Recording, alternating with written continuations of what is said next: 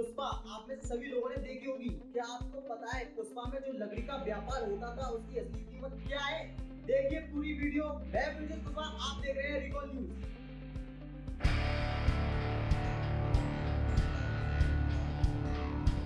अगर आपने अल्लू अर्जुन की हालिया सुपरहिट फिल्म पुष्पा देखी होगी तो आपको पता होगा कि ये फिल्म रक्त चंदन के लकड़ियों की तस्करी के इर्द गिर्द घूमती है।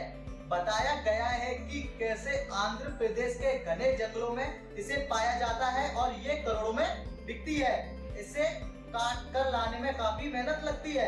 इसमें दिखाया गया है कि कैसे तरह तरह के तिगड़म आजमाकर तस्कर इसे भारत से बाहर ले जाते हैं। इसमें पूरा का पूरा सिंडिकेट लगा हुआ होता है जिसमें नेता से लेकर माफिया और कारोबारी तक शामिल होते हैं।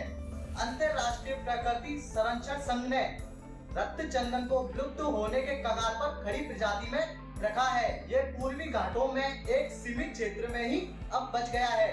2018 में इसे लगभग विलुप्त होने का खतरा वाली श्रेणी में IUCN ने रखा था।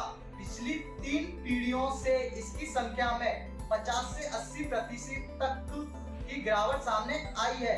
काफी ज्यादा काटे जाने के कारण ये अब दुनिया भर में मौजूद पेड़ों का 5% ही बचा है। असल में इस फिल्म में जो भी दिखाया गया है तमिलनाडु और आंध्र प्रदेश की सीमा की, वो दशकों से सच्चाई आ रही है। चंदन की तस्करी से हमारे दिमाग में पहला नाम भूखा डाकू वीरप्पन का आता है, लेकिन उसके मारे जाने के बाद भी ये नहीं रुकी। चंदन में 2 प्रकार के प्रमुख होते हैं, लाल लकड़ियों वाले और सफेद। पूजा पाठ के लिए भी इसका उपयोग होता है। जहां रक्त चंदन का उपयोग शैव और शाक्त संप्रदाय द्वारा किया जाता है, वैष्णव समाज सफेद चंदन का प्रयोग में लाते हैं। एक और बात जानने लायक है कि रक्त चंदन की लकड़ी लाल और आकर्षक दिखती है, लेकिन इसमें सफेद चंदन की तरफ सुगंध नहीं होती। विज्ञान इसे टेरा पोर्सन सेंटेंस के नाम से जानता है। सामान्यतः इसके उपयोग इत्र और हवन पूजन के लिए नहीं किया जाता है, जिसके लिए सफेद चंदन विख्यात है, लेकिन सौंदर्य प्रसाधन और वाइन की इंडस्ट्री में इसकी बड़ी मांग है। अंतरराष्ट्रीय बाजार में 3000 रुपए प्रति किलो से इसके मूल्य की शुरुआत होती है। भारत में इसे काटना और इसकी तस्करी करने पर प्रतिबंध है, लेकिन इसके बावजूद और अवैध रूप से इसकी खरीदी बिक्री होती है।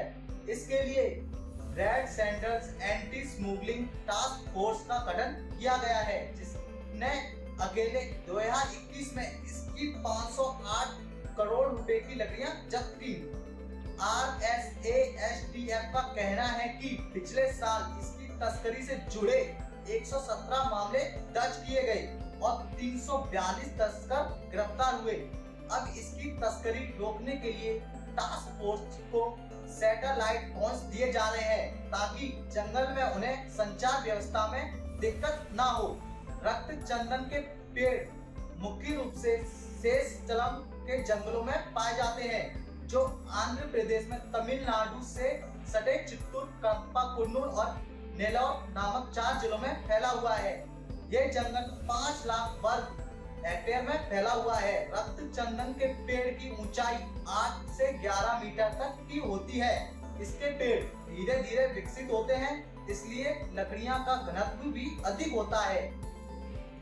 इसलिए ये पानी में तेजी से डूबता है और ऐसे ही पहचाना जाता है। चीन, जापान, सिंगापुर, ऑस्ट्रेलिया और संयुक्त अरब इमारात UAE में इसकी खासी मांग है। चीन में जब मिंग राजवंश का प्रशासन हुआ करता था, तब वहां के लोग इन लकड़ियों के दीवारें हुआ करते थे।